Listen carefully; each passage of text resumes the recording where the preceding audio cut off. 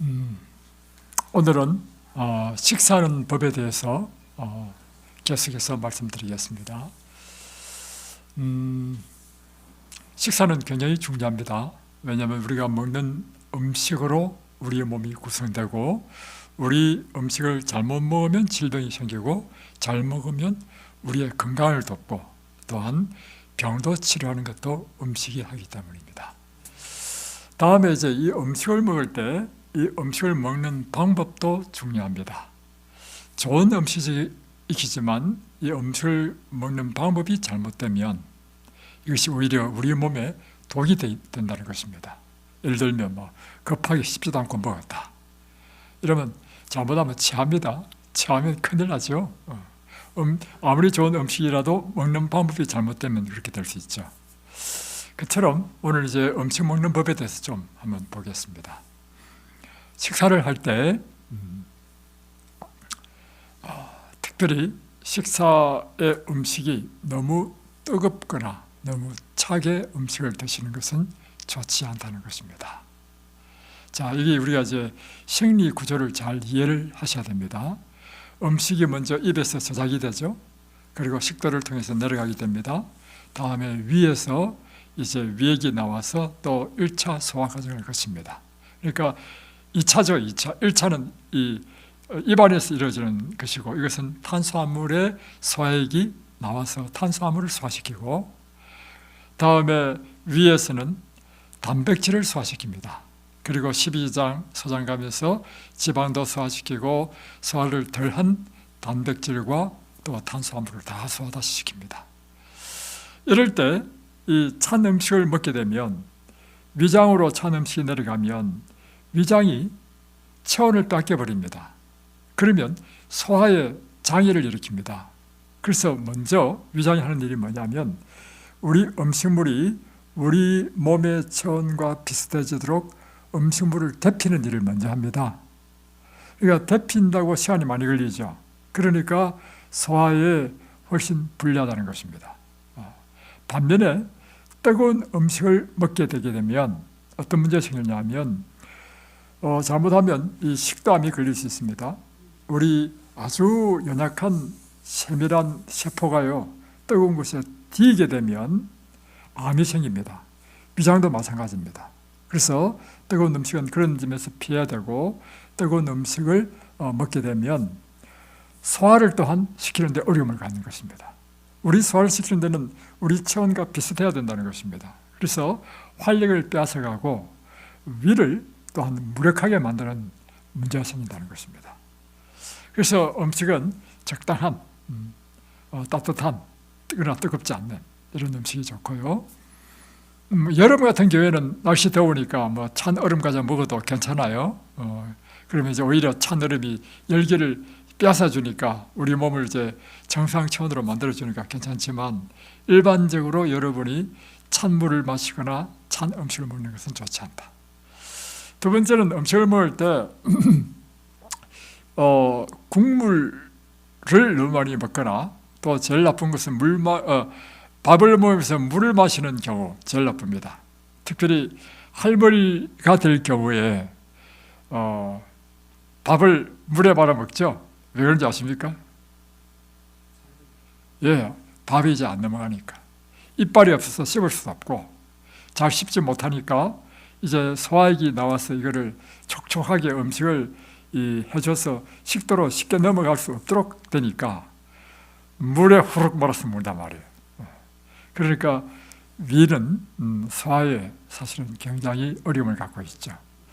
그럴 경우에 위가 첫 번째 하는 일은요, 소화를 시키기 전에 우리 위 속에 있는 물부터 쫙 흡수합니다. 물부터 흡수를 한 다음에 이제 소화시킬 수 있는 상태가 될 때 소화를 하기 때문에 소화하는 데 시간이 많이 걸리고, 다음에 흡수가 덜 될 경우에 위액이 희석돼 가지고 소화에 장애를 일으킨다는 것입니다.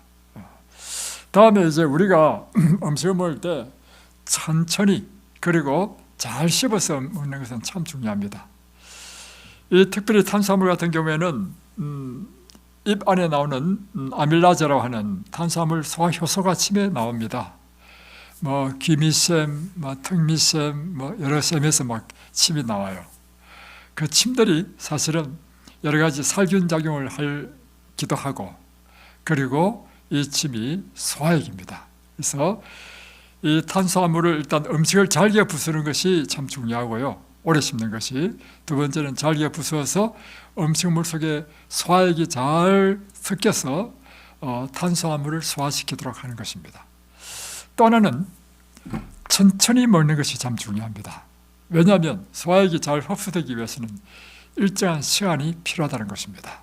그래서 우리가 바빠가지고 이야기 들어보니까 뭐 사업할 때 바쁘셔서 뭐 손님은 오지요, 그러니까 뭐 5분 이내로 밥을 드셨다 했잖아요. 젊은 날 그렇게 오랫동안 5분 이내에 밥을 드시는 이런 걸 계속하니까 위가 망가져가지고 좀 평생 위장약을 드시잖아요. 그래서 이곳에 와서 위장약을 끊었습니다. 끊었지만 이 오랫동안 망가진 위는, 제가 그래서 열심히 이제 건강생활의 죄를 쭉 살펴보니까요, 오랫동안 이렇게 손상을 준 위는 회복도 잘 쉽게 되지 않는다는 것입니다. 그래서 웬만하면 다 회복될 것 같지만 아직도 이런 신과를 먹을 때 어려움을 겪는 것은 위가 그만큼 망가졌다는 것이죠. 그래서 음식을 먹을 때는 지금부터라도 아주 오랫동안 씹고 또 천천히 음식을 먹는 것이 필요하다 하는 것입니다. 또 하나는 과격한 운동이라든가 흥분된 상태에서는 음식을 먹는 것이 좋지 않다. 왜냐하면 소화의 이 기능은요, 굉장히 많은 에너지를 필요로 합니다. 그리고 이 피가 집중적으로 위로 몰립니다. 그만큼 소화하는 과정이 굉장한 일이라는 것이죠. 그런데 흥분하고 격렬한 운동하면 피가 지금 발산이 돼가지고 온 몸에 지금 발산이 된 상황이죠. 이럴 때 밥을 먹게 되면 이 피가 위로 올 수가 없다는 것입니다. 그러니까 소화가 문제가 된다는 거죠. 그래서 소화할 때 신경 에너지를 굉장히 많이 소비한다는 것입니다. 그래서 밥을 먹기 전에 심한 운동도 심한 운동이지만 또 정신을 이렇게 많이 쓰는 것, 이런 것도 피가 어디로 몰립니까? 머리로 다 몰리죠. 이럴 경우에는 밥 먹기 전에 좀 쉬었다가 이제 피가 머리에서 쫙 이렇게 몸으로 이제 내려올 때 그때 식사하는 게 좋다. 그와 마찬가지로 식사 후에도 바로 과격한 운동이라든가 또 식사 후에 바로 이렇게 무슨 책을 읽는다거나 연구에 몰두하는 것은 좋지 않다. 왜냐하면 식사 후에는 이제 이 피가 뭘 해야 되냐면 소화를 시키는데도 보통 2시간 반이 걸리잖아요. 그래서 2시간 반 동안 뭘 아무것도 하지 말라는 말은 아닙니다. 그러나 최소한 이제 안정적인 것을 위해서는 30분 정도는 쉬어줘야 된다는 것입니다. 그래서 식사 후에 30분 정도는 가벼운 산책을 하든지 이렇게 하는 것이 좋다는 것입니다. 그래서 여러분이 이 소화의 생리학을 잘 이해를 하게 되면 어떻게 식사를 하고 어떻게 해야 될지를 우리가 좀 잘 이해를 할 수 있는 것이죠. 다음에 식사 시간에 특별히 근심, 걱정스러운 생각을 가지면 안 됩니다. 그러면요, 근심, 걱정을 하게 되면 우리의 모든 세포가요 올 수도 없다버립니다. 그래서 여러분이 염려, 걱정하지 말아야 되는 것은 식사뿐만 아니라요, 우리의 모든 조직의 활동을 중지시켜버려요. 그래서 환자들에게 제일 나쁜 것이 스트레스라고 하는 것입니다. 그래서 이럴 때는 근심, 연여를 버리고 우리 마음속에 언제나 하나님께 대한 감사의 마음을 떠올려야 돼. 그리고 기쁘고 즐거웠던 것을 떠올리고 언제나 우리 마음을 평안하게 스스로 유지하는 것이 참 중요하다 하는 것입니다. 또 계속 이 건강생활에 대해서 반복해서 나오는 표현이 있는데 그것은 음식을 과식하지 말라는 표현이요 아주 많이 강조됩니다. 우리는 생각하기를 나 육식이자 하지 않아, 나쁜 음식이자 안 먹어, 나는 이제 건강 음식만 먹어 라고 하면서 우리가 잘못할 수 있는 것이 있는데, 건강 음식은 마음대로 먹어도 된다는 잘못된 생각을 가질 수 있습니다. 건강 음식이라 할지라도 많이 먹게 될 경우에 그것이 과식이 되고 과식은 우리 위에 굉장한 부담을 줍니다. 그러니까 우리의 에너지를 그만큼 많이 뺏어가고, 그뿐만 아니라 이 잉여의 이 음식물은 우리 몸에 소비하지 못하기 때문에 우리 몸에 축적되는, 그러니까 우리 몸의 입장에서는 처리해야 될 쓰레기라 된다는 것이죠. 근데 이것이 이제 쓰레기로 안 될 경우에는 이것이 우리 복부 비만이라든가 내장 비만 이런 기름으로 이 우리 내장에 덕지덕지 달라붙게 된다는 것이죠. 왜냐하면 그 영양분이 결국에는요, 저장의 목적으로 지방으로 변환되거든요. 변환되는 것이, 여러분 밥을 먹어도 마찬가지입니다. 밥도 우리 몸에 들어오면요, 일부는 글루코겐이라고 하는 것으로 저장되지만 대부분은 남는 것은 다 지방으로 바뀌어가지고 뭐 이제 뱃살 이렇게, 다음에 내장, 간지방, 다음에 췌장에도 보면 기름이 꽉 끼게 됩니다. 그러니까 반드시 육식만 한다 해서 그 육식이 기름이니까 기름이 끼는 것만 아니라 탄수화물을 많이 먹어도 딱 그렇게 됩니다. 그래서 여러분이 특별히 과식은 아주 피해야 된다. 다음에 여러분이 이제 고급 음식점에 가면 여러분이 대우받는 식사가 있죠. 그것이 코스 요리입니다. 그런데 건강에 제일 나쁜 게 코스 요리입니다. 왜냐하면 코스 요리를 하게 되면요, 이게 다음에 뭐가 나올지 몰라. 나올 때는 요만큼 작게 나오지만요, 작게 나오니까 홀랑홀랑 다 먹는단 말입니다. 그런데 이것이 계속 나오면요, 나중에는 막 온갖 종류의 음식은요, 이렇게 여러 가지를 많이 먹는 게 좋지 않고, 여러 가지가 이제 위에 막 섞여가지고 속이 불편해질 뿐만 아니라, 그렇게 하다 보면 반드시 과식하게 됩니다. 나중에 후식 나왔을 때는 배가 불러서 못 먹지만 또 후식도 얼마나 기가 막힌 것이 나오는지, 예를 들면 이제 제가 지난번에 우리 결혼하기 전에 이제 상견례 하잖아요. 저쪽 부모에 우리가 이제 그럴 때 이제 보통 이제 고급 음식점에 가서 상견례 하잖아요. 그래서 강남에 이제 채식만 하는 곳에 갔는데, 거기 보니까 인삼뿌리도 나오더라고. 산삼뿌리도 나오고 뭐 조그만 거죠. 그 이제 배가 불러 이제. 그런데 후식이 나오는데 찹쌀모찌가 나오는 거야. 얼마나 맛있게 보이는지, 이거 먹으면 안 돼, 이제 배가 불러가지고. 근데 그 유혹을 이기지 못하더란 말이에요. 그 다음에 또 뭐가 나오냐면 수정이가 또 나와. 이야, 수정이가 또 얼마나 더 유혹입니까? 그래서 여러분, 특별히 이 환자들은요, 절대로 이런 뭐 코스 요리 가시면 안 되고, 그리고 이제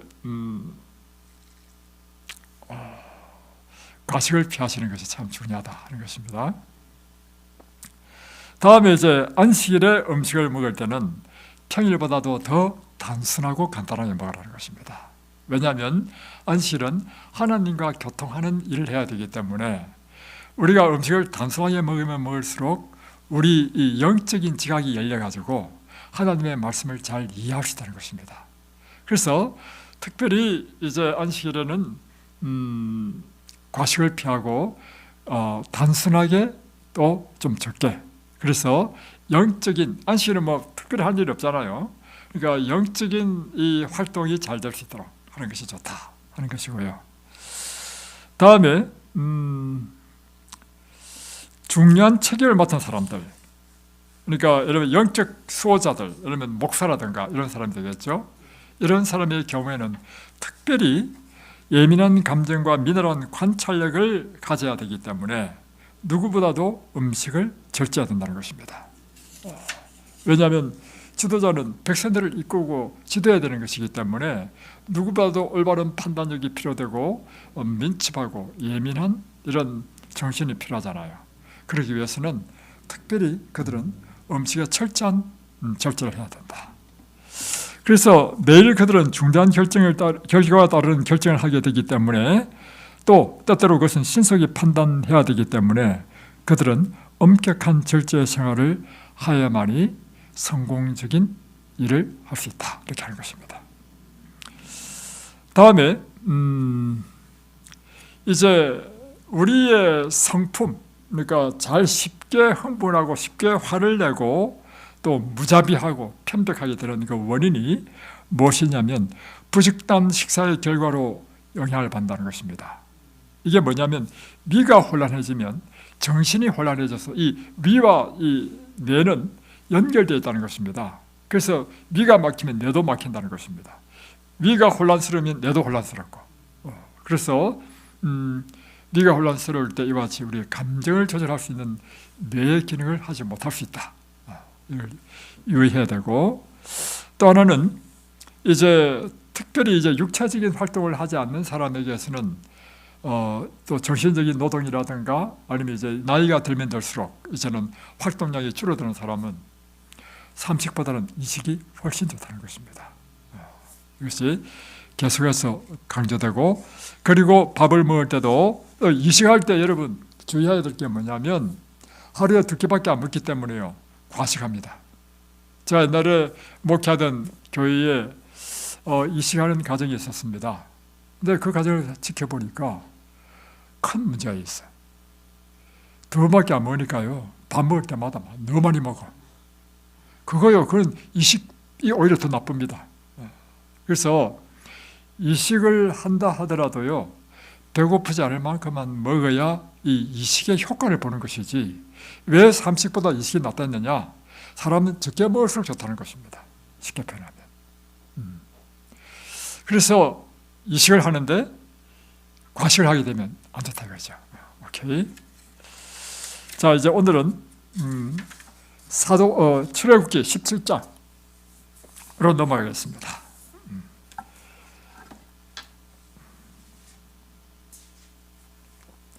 출애굽기 17장. 이스라엘 자손의 온 회중이 여호와의 명령대로 신 광야에서 떠나 그 노정대로 행하여 르비딤에 장막을 쳤으나, 자, 이제 온 회중이 이제 하나님의 명령을 따라서 이제 떠났습니다. 신 광야에서 떠나가지고 어디로 왔느냐면 르비딤이라는 곳에 와서 이곳에 이스라엘 백성들이 장막을 쳤다는 것입니다.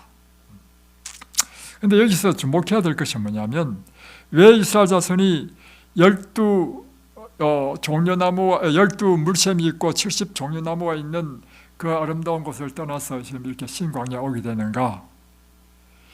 여호와의 명령을 따라서 왔다는 것입니다. 그런데 여호와의 명령을 따라 왔는데 이 신광야에서 이제 장막을 쳤는데 그들에게 문제가 생겼습니다. 어떤 문제가 생겼냐면 백성이 마실 물이 없는지라. 그러니까 백성들이 이제 또 뭐해요? 모세에 가서 불평합니다. 백성이 모세와 다투어 이르되 우리에게 물을 주어 마시게 하라. 모세가 그들에게 이르되 너희가 어찌하여 나와 다투느냐? 너희가 어찌하여 여호와를 시험하느냐? 하니까 거기서 백성이 목이 말라 물을 찾으매 그들이 모세에 대하여 원망하여 이르되 당신이 어찌하여 우리를 애굽에서 인도해 내어서 우리와 우리 자녀와 우리 가축이 목말라 죽게 하느냐? 그러니까 이 이스라엘 백성들은 목이 마르니까 이제 또 뭐해요? 원망하는데 왜 이리로 끌고 왔냐 말이죠. 그래서 우리와 우리 자녀와 가축까지 다 물을 못 먹고 이렇게 목말라 죽게 하느냐 이 말이죠. 그러니까 이제 4절에 모세가 여호와께 부르짖습니다. 내가 이 백성에게 어떻게 하리까? 그들이 조금 있으면 내게 돌을 던지겠나이다. 심지어 이제 돌로 이 모세를 쳐서 죽이려고 하는 그런 험악한 상황이 됐어요. 지금 성경은 이렇게 평범하게 기록되어 있지만요, 그 장면을 한번 여러분 상상해 보십시오. 1대 몇이냐면 1대 200만 명이야. 여러분 사람들이 왜 자꾸 광장에 모여가지고 으쌰으쌰하지 않습니까? 사람들이 많이 모여가지고 소리 지르면요, 그것이 엄청난 데미지를 마음에 이 부담을 준단 말이에요. 그런데 지금 이 200만이나 되는 이스라엘 백성들이 모세를 향해서 원망하는데요, 그 원망이 어떻게 했습니까? 하늘을 찔러. 그러다 이제 보니까 분위기를 보니까 돌을 들어서 죽일 상황이 된 거라. 야, 이럴 때 모세가 하나님께 기도하는 것입니다.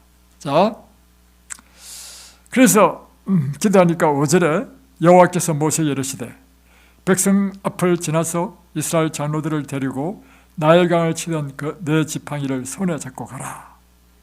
자, 이제 이스라엘 장로들과 함께 백성 앞을 쫙 지나가라 갈 때 바로 그 나일강을 쳐서 피로 만들던 그 지팡이를 들고 가라는 것입니다. 6절, 내가 호렙산에 있는 그 반석 위에 거기서 내 앞에 서리니 너는 그 반석을 치라. 그것에서 물이 나오리니 백성이 마시리라. 그리고는 한 이야기가 그 큰 반석이란 뭐냐면 바위가요, 굉장히 큰 바위로 반석이랍니다. 엄청나게 큰, 제가 이 호렙산 가봤거든요. 이게 시내산입니다. 한마디로 이 제벨 무사라는 2200m 넘는 엄청 큰 산인데요, 거기는 전부 다 돌로 된 산입니다. 근데 이 반석이 얼마나 크냐면 엄청나게 큰 돌 하나가 그 반석에 서가지고 이 지팡이를 치라고 하는 것이죠. 반석을 치라는 것입니다. 그 반석을 탁 치니까 이 반석이요, 여러분, 그 큰 돌이 지팡이로 친다 해서 쩍 갈라지겠습니까? 안 갈라지죠? 그런데 지팡이를 딱 치니까 반석이 쫙 갈라진 거예요. 쫙 갈라지면서요, 그곳에서 막 물이 콸콸콸 쏟아지는데 얼마나 많은 물이 나오는지 큰 시내가 이르도록 엄청난 물이 막 나오기 시작하는 것입니다. 그러니까 200만이 되는 그 이스라엘 백성들과 가축들이 그 물로 다 해결했다. 이것이 지금 르비딤에서 일어난 사건입니다. 그리고 이 사건 이후에 7절에 보면 이렇게 되어 있습니다. 그가 그곳 이름을 마사 또는 머리바라고 불렀는데, 이 마사라는 것은 시험하다는 뜻이고 머리바는 다투다는 뜻입니다. 이는 이스라엘 자손이 다투었으며 또는 그들이 여호와를 시험하여 이르기를 여호와께서 우리 중에 계신가 안 계신가 하였음이니라. 결국에는 이스라엘 백성들이 모세에게 와가지고 원망한 것은 무엇의 문제입니까? 이게 나오자 물의 문제죠. 물의 문제인데 더 근본적인 문제는 무슨 문제입니까? 근본적인 문제는요, 여호와가 우리 중에 계신가 안 계신가 하는 믿음이 없는 믿음의 문제입니다. 그러니까 여러분 기억하십시오. 지금 이 르비딤의 사건을 보면 이스라엘 백성들을 인도한 분이 누구시냐면 여호와의 명령을 따라서 이스라엘 백성들이 이제 진을 옮겼잖아요. 옮겨가지고 르비딤까지 왔잖아요. 그러니까 누가 인도하신 것입니까? 하나님이 인도하셨죠. 하나님이 인도하셨는데 와보니까 뭐가 없어요? 물이 없어요. 그러면 인도하신 하나님이 그걸 인도하셨다면 물이 없는 문제도 누가 해결하실까요? 하나님이 해결해 주시겠죠. 그렇죠? 하나님이 왜 이걸 인도하셨습니까? 전부 다 못 말라 죽으라고 인도했겠습니까? 아니겠죠. 그러면 백성들이 마땅히 모세에게 어떻게 해야 되겠습니까? 모세에게요, 원망할 것이 아니라 모세 이게 와보니까 물이 없네요. 모세 하나님께 구해서 우리 물 좀 먹게 해 주십시오. 이렇게 부드럽고 그리고 믿음 있게 그리고 여유 있게 말하면 얼마나 좋겠습니까? 그런데 이들이 지금 그 상황을 딱 닥치니까 먼저 화부터 빡 나. 화부터 나고 막 원망하고 그러면서 온갖 불신과 부정적인 생각이 꽉 지배하면서 뭐까지 그들이 염려했냐면요, 앞으로 미래에 있을 거라 생각하는 거야. 현재 당장 그들이 지금 죽지는 않았어요. 그런데 지금 그들이 왜 이렇게 크게 원망하고 불평했냐면 미래에 있을 것까지 걱정한 거야. 미래에 있을 그 일이 뭐냐? 이렇게 물이 없으면 결국은 우리도 말라 죽고 가축도 죽고 다 죽을 것이다. 아직은 죽지 않았어. 그런데 그들이 지금 뭐까지 생각하냐면 미래에 있을 것까지 생각해. 그리고는 미래에 있을 걸 앞당겨서 생각해가지고 모세에게 와가지고 원망하고 불평하는 것입니다. 이것은요, 하나님에 대한 불신입니다. 우리의 염려, 걱정도요, 무엇의 문제입니까? 믿음의 문제입니다. 그리고 우리가 지금 염려하고 걱정하는 것이 뭐냐면 현재의 나에게 불편한 것만으로가 아니고요, 이 불편한 것을 유추해서 앞으로 미래에 나에 일어날 부정적인 상상으로 인해서 앞으로 미래에 있을 모든 것까지 다 싸잡아가지고 미리 다 걱정해가지고 하는 것이 걱정이요 염려인 것입니다. 맞습니까? 예를 들면 이거죠. 이거 참 뭐냐면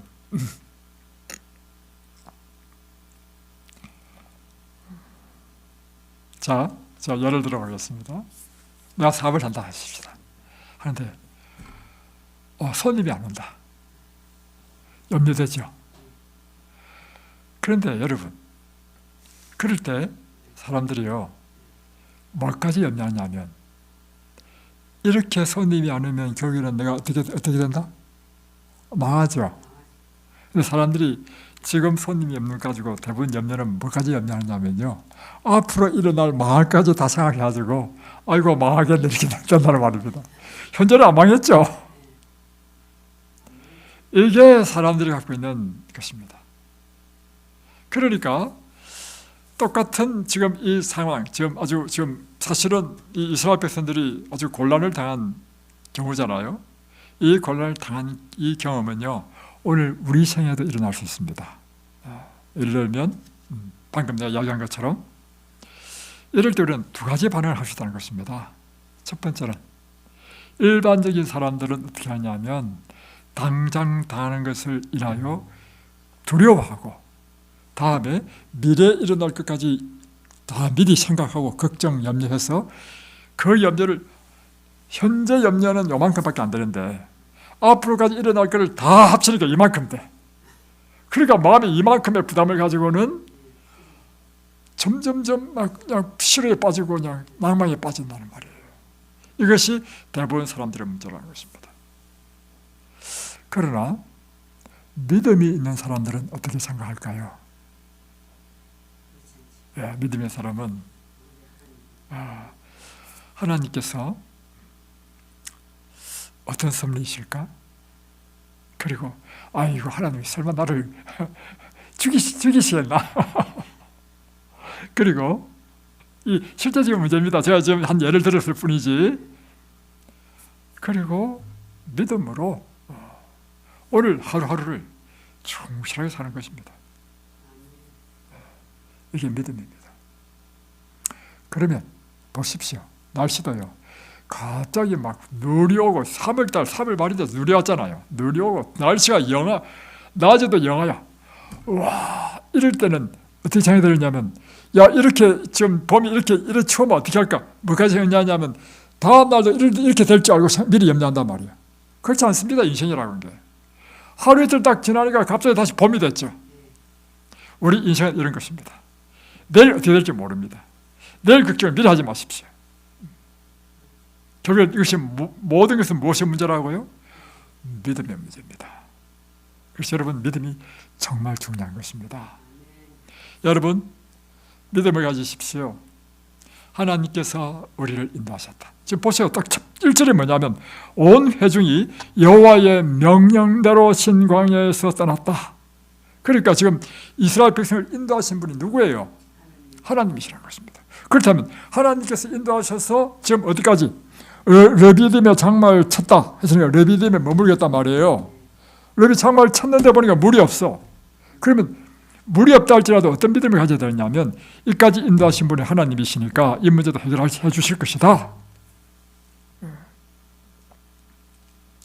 우리의 삶 가운데 믿음이 참 중요합니다. 그래서 여러분, 언제나 믿음은요 이렇습니다. 하나님께서 가장 슬퍼하시는 것이 뭐냐면, 제가 이 글을 보니까 이런 글이 있어요. 읽어드릴게요. 하나님께서 가장 슬퍼하고 성령을 슬퍼시게 하는 것이 있다 했습니다. 뭐냐면,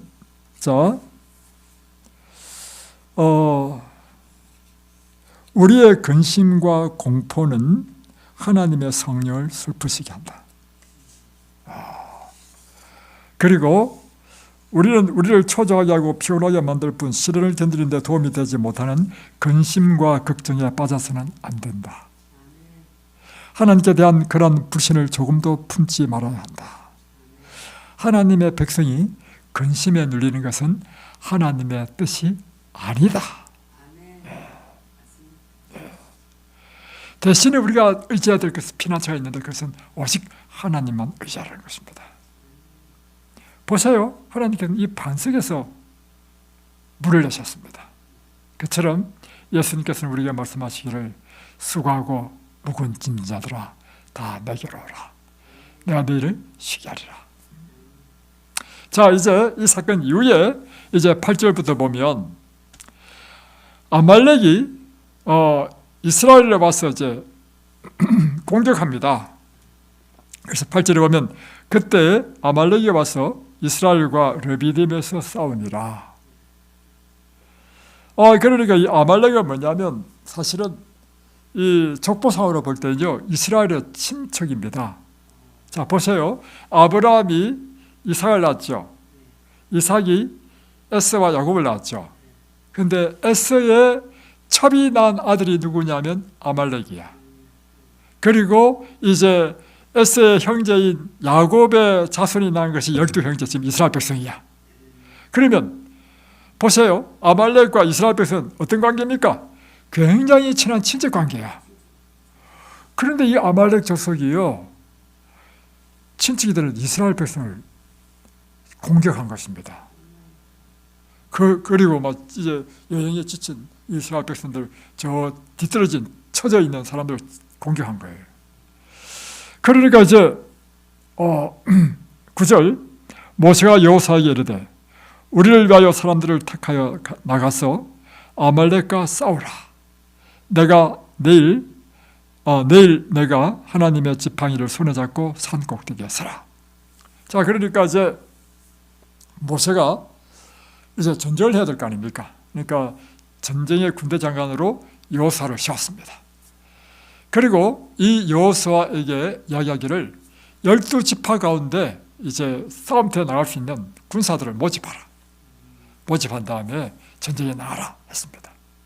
그리고 이제 여호수아가 이제 군사를 모집해가지고 이제 전쟁터에 나가고, 다음에 이제 모세는 뭘 하느냐? 자, 보세요. 10절 여호수아가 모세의 말대로 행하여 아말렉과 싸우고 모세와 아론과 훌은 산 꼭대기에 올라가서 모세가 손을 들면 이스라엘이 이기고 손을 내리면 아말렉이 이기더니, 여기 보니까 이제 여호수아한테는 싸움을 하도록 하고 모세는요 그 싸움터가 다 내다 보이는 높은 산에 올라가가지고 아론과 훌과 함께 올라가가지고 이제 있는데, 모세가 손을 쫙 들면, 자, 잘 보세요. 이 팔을 손을 쫙 대면 여호수아가 아말렉을 막 쳐부숴 이겨. 그런데 여러분 이게 한참 있다 보면 어떻게 돼요? 피곤하죠. 그러니까 피곤해서 내렸단 말이에요. 내리니까 이제 아말렉이 또 이스라엘 이겨. 그리고 그 모습 보고 또 어떻게 해야 돼요? 또 손을 올렸죠. 또 올렸는데 그러니까 또 이스라엘 이겨. 그런데 또 들고 있다 보니까 또 힘들죠. 그리고 또 손을 싹 내렸단 말이에요. 내리니까 또 아말렉이 이겨. 이 모습을 옆에 딱 지켜보던 아론과 훌이 어떻게 했냐면, 바위에 이 모세를 앉히고 나서는 아론과 훌이 각자 모세의 팔을 하나씩 딱 부드러졌어. 항상 이렇게 딱 들더라. 그랬더니 그때부터 계속해서 이스라엘 백성들이 쳐서 아말렉을 완전히 다 물리쳤다 이야기입니다. 자, 14절. 이럴 때 이 사건 이후에 14절에 보면 여호와께서 모세에게 말씀하십니다. 이것을 책에 기록하여 기념하게 하고 여호수아의 귀에 외워 들리라. 지금 이 사건, 지금 아말렉과의 전쟁의 이 사건과 다음에 모세가 팔을 올렸을 때는 이스라엘이 이기고 팔을 내릴 때는 아말렉이 이기는 이 사건을 책에 기록하라. 그리고는 여호수아에게 귀에 외워 들리라. 늘 여호수아 귀에 그걸 듣도록 이걸 이야기해 주라는 것입니다. 내가 아말렉을 없이하여 천하에서 기억도 못하게 하리라. 이렇게 했습니다. 그러면서 하나님께서는 이 아말렉을 천하에서 기억하지 못하도록 다 제거해버리겠다 이렇게 말씀하십니다. 왜요? 아말렉이 이스라엘 백성을 쳤다는 것은요, 단순히 이스라엘 백성을 친 것이 아니고 하나님을 대적한 것입니다. 그래서 하나님께서는 아말렉을 치도록 했습니다. 나중에 우리가 이제 성경을 쭉 보면요, 사울 왕에게도 하나님께서 아말렉 족속을 치도록 했고요, 다음에 다윗도 아말렉 족속을 쳤고요, 계속해서 아말렉 족속을 쳤습니다. 그래서 거의 이제 아말렉 족속을 거의 진멸한 것 같지만 아직도 남은 사람이 있는데, 에스더서에 보면 하만이라는 총리가 이 페르시아의 총리가 됩니다.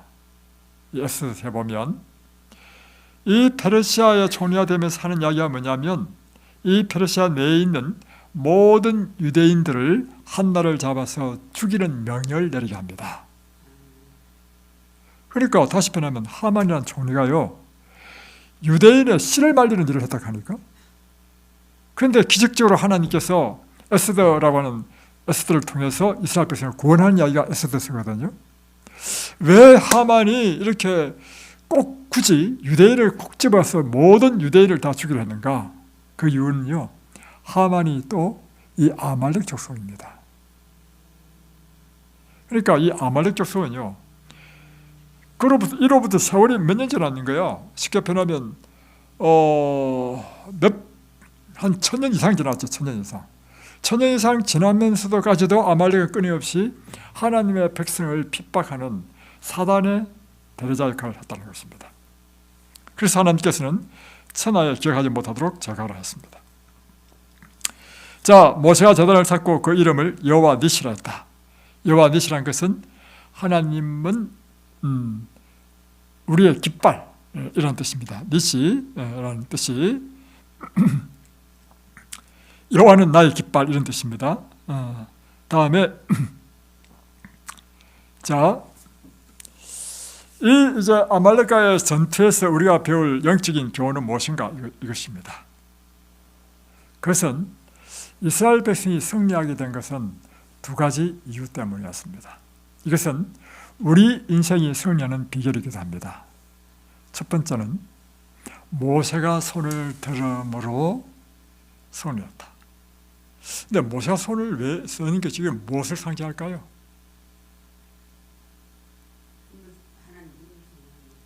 모세가 손을 드는 것은요, 그 당시에 하나님께 기도할 때요, 손을 들고 기도했습니다.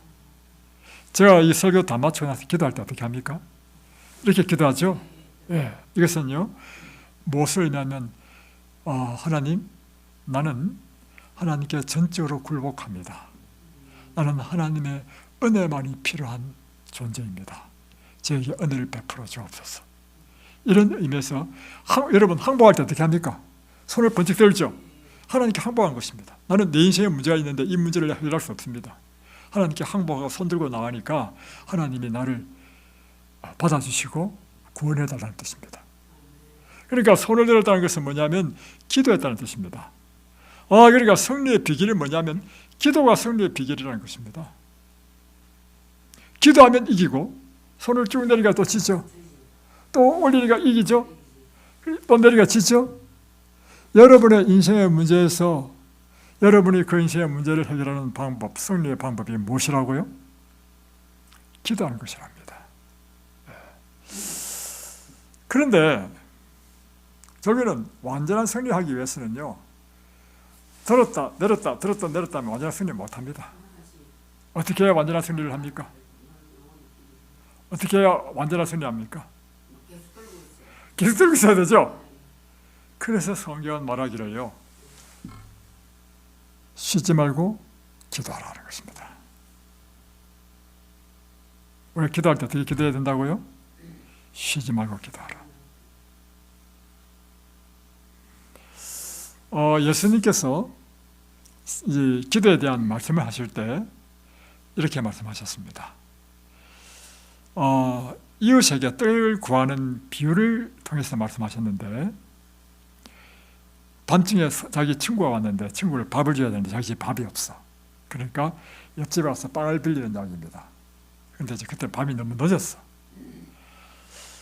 물 두드리니까 우리 잔다, 내일 오라 이렇게 한단 말이에요. 그럴 때 이 비유 사이에서 이 사람은 어떻게 했냐면요, 그럼에도 불구하고 문을 열어주고 빵을 빌려줄 때까지 계속 두드렸다는 것입니다. 이건 무엇을 의미하냐면, 우리가 기도하려 하면 한두 번 해보다가 그만두지 말고, 이제 이유는 맞죠. 지금 밤이 넘어드는데 무슨 실례냐? 누가 밤중에 이렇게 문 두드리냐? 우리 지금 자려고 준비를 다 했다, 내일 오라. 여러분, 우리 기도하다가 보면 기도 응답이 없으면 실망하고 그만두죠. 그렇게 하지 말라는 것입니다. 그럴 때라도 계속 두드리라. 두 번째 비유는 뭐냐면, 불의한 재판관에게 청구하는 과부의 비유를 했습니다. 이 비유도 뭐냐면, 그 재판관이 불의해서 나에게 합당한 재판을 안 해줘. 그러니까 날만 찾아가. 나중에는 재판관이 귀찮아가지고 할 수 없이 데려줬어. 누가 지금 이 비유를 알겠습니까? 예수님께서 이 비유를 말씀하셨어요. 그러니까 예수님께서 우리에게 주신 교훈이 뭐냐면, 기도할 때 이렇게 기도하라는 것입니다. 이것이 얼마나 중요했는지 실물 교훈으로 보여준 것이 있습니다. 그게 뭐냐면, 시돈 지역으로 갔는데 그곳에 자기 딸이 귀신이 들린 엄마가 있었어요. 이 엄마가 자기 딸이 귀신 들리는데 나을 방법이 없어. 그런데 예수님이 왔다는 소문을 들었어. 예수님은 고칠 수 있잖아요. 그러니까 이 엄마가 왔어. 예수님에게 와가지고, 예수님, 우리 딸이 귀신 들렸는데 좀 고쳐달라고 하니까 예수님이요, 쳐다도 안 봐. 이상하죠? 예수님은 어떤 분이십니까? 사랑이 많은 분이시고, 그죠? 그렇게 하면, 그래, 내가 당장 고쳐주지. 이게 예수님이 아니겠습니까? 그런데 안 고쳐줘. 쳐다도 안 봐. 그러니까 이 여자가요, 나중에는 막 큰 소리 지릅니다. 그러니까 주위에 있는 저아들이 시끄럽다, 저리 가라 했는데도 불구하고 막 계속 소리 지르니까 예수님께서 그제야 씩 돌아본 다음에 하는 이야기가 뭐냐면, 너는 이방 여자네? 그 당시 유대인은 이방 여자를요, 이방 사람을요 개처럼 취급했습니다. 이방 여자네? 나는 이스라엘의 자녀들을 위해서 왔지 이방 여자에게 위해서 오지 않았다 하면서, 자녀의 떡을 취하여 개에게 던짐이 마땅하지 않다. 이방 여자가 뭐라는 겁니까? 개라고 하는 거야, 개. 여러분이 그 말 들으면 어떻게 했어요? 자존심 팍 상해가지고 저 같으면 당장 그냥 때려치고 그냥 집에 갈 것 같아. 그런데요, 이 여인은요 그러지 않았습니다. 왜냐하면, 주님, 맞습니다. 저는 개입니다, 개. 그러나 개도요, 이 여자가 한 말입니다. 개도 주인의 그 떡상에서 밥을 먹다 보면 부스러기 떨어지잖아요. 부스러기. 그 부스러기는 주워 먹습니다. 제게 그 부스러기라도 달라고. 예수님께서 얼마나 감동을 받으셨는지. 딸아, 내 믿음이 정말 크다. 내 딸이 나았다. 가라. 이거 우리가 무슨 교훈을 주는 거죠? 우리가 기도를 하더라도요, 끈기 있게 쉬지 말고 계속해서. 예수님께 이렇게 하신 이유는요, 제자들에게 또 우리에게요, 기도를 이렇게 하라고 가르쳐주기 위해서 일부러 예수님께서 이렇게 하신 겁니다. 그래서 이제 여호사에게 여호사는 이제 앞으로 가나안 땅에 들어가서 이제 가나안 땅을 점령할 사람이잖아요. 가나안 땅을 점령하는, 승리하는 비결은 오직 이것이다. 뭐냐? 하나님께 기도하라. 기도하더라도 쉬지 말고 기도하라. 이것이 승리의 비결이다. 여러분 인생의 승리의 비결이 뭐겠습니까? 기도하더라도 어떻게 기도하라고요? 쉬지 말고 기도하라. 혹 낙심될 때도 있죠. 그죠? 믿음 좋으시네. 그럴지라도 결코 낙심하지 말고 끈기 있게 계속해서 기도하라. 두 번째, 모세가요 아말렉 백성이 쳐들어왔을 때 기도만 했습니까? 아니면 요사를 통해서 전쟁에 나가도록 했습니까? 예, 다시 말하면 자기는 기도하지만 지금 요사에는 전쟁터에 나가서 싸우려 했습니다. 그리고 그 싸움터가 다 보이는 곳에서 기도했단 말이에요. 이것은 무엇을 의미하냐면 우리가 하나님께 도움을 구할 때 우리가 할 수 있는 최선을 다하면서 기도하라는 것입니다.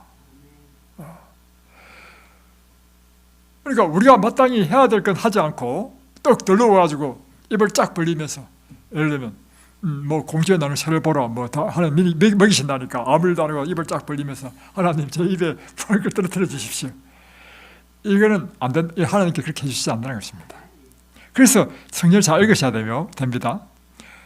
공중에 나는 새를 보았습니다. 새는 새인데 그냥 가만히 앉아있는 새가 아니고요, 공중을 날아다니는 새를 보았습니다. 왜 새가 공중에 날아다니겠습니까? 먹을 걸 찾으라고. 먹을 걸 찾는다고. 그러니까 하나님께서 새를 먹이시는데 어떻게 해서 먹이냐면 새는 지가 해야 될 일을 해야 돼.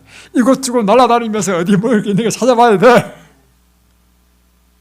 이게 우리 인생의 비결입니다. 하나님께서 우리를 도우시되 어떤 사람을 돕냐면요, 스스로 돕는 자를 돕는다는 사실을 기억하십시오. 우리가 할 수 있는 최선을 다할 때 하나님께서는 우리를 도우신다는 것입니다. 그래서 여호수아가 군사들을 모집하고 군사들을 이끌고 나와서 전쟁을 직접 하고, 그리고 모세는 기도하고 이러니까 승리한 것입니다. 제가 요즘 농사를 짓습니다. 농사를 짓는데요, 농사 지금 초년생이 되다 보니까 지금까지 계속 잘 못했습니다. 콩을 심으니까 콩은 지금 나올 수확량이 한 3분의 1밖에 안 나오고, 또 작년에는 메밀을 심었더니 또 메밀이 심자마자 비가 와가지고 씨가 다 쓸려 내려가고 비둘기 떼들이 막 30마리가 와가지고 다 주스 먹고 나중에 보니까 가뭄에 콩나듯이 띄엄띄엄 나가지고 씨값 겨우 견뎠습니다.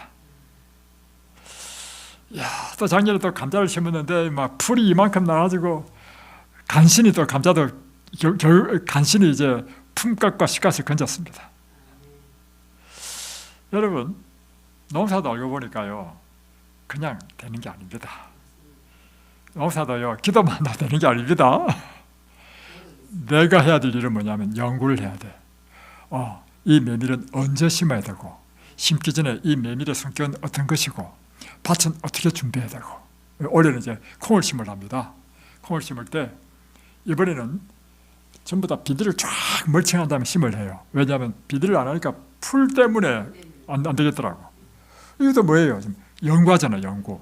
다음에 이쪽에는 감자 심고 약혼 심고 옥수수 심겠다 했는데, 이 뿌리 작물은 이 비료를 많이 먹어. 쉽게 말하면 거름을 많이 먹어.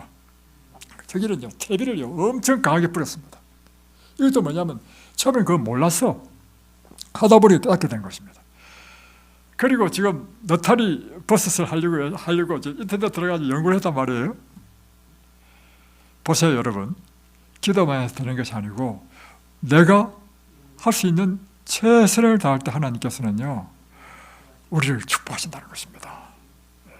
자, 그러면 이것을 환자의 입장으로 다시 돌아가겠습니다. 환자도요, 이든 bel려 와가지고요, 하나님 저를 고쳐주십시오 하고 기도만 해도 되는 게 아닙니다. 우리 질병에는 반드시 원인이 있죠. 그 원인은 대부분 우리의 잘못된 생활 습관에 의해서 기인한 것입니다. 그렇다면 이곳에서 첫 번째 하셔야 될 일이 뭐냐면 내가 무엇이 잘못했는지 배우는 것이 중요합니다. 그래서 이곳에서 계속해서 가르치잖아요. 배워보니까 내가 잘못 먹었네, 잘못 살았네, 운동도 안 했네, 잠도 내 마음대로 잤네. 그래서 내 삶에 하나하나씩 잘못된 것을 계속 기억하잖아요. 이것이 전제되고 난 다음에, 그럼에도 불구하고 생명을 주시는 분은 하나님이시기 때문에 하나님께 간절히 기도할 때 하나님께서 그 사람을 고치신다는 것입니다. 맞습니까? 예. 그래서 우리가 해야 될 일인데요, 첫 번째는 건강한 생활 원칙을 따라서 우리의 삶을 기억하고 연습하고 훈련하는 일을 해야 되고, 두 번째는 그럼에도 불구하고요, 생명의 시작자는 하나님입니다. 제가 콩을 심어보고요, 뭐 옥수수를 심어봤는데 씨를 심는 데서 다 나는 게 아니더라고. 어떤 것은 나지만 어떤 건 안 나. 그러니까 그걸 보면 느낀 게 있는데요,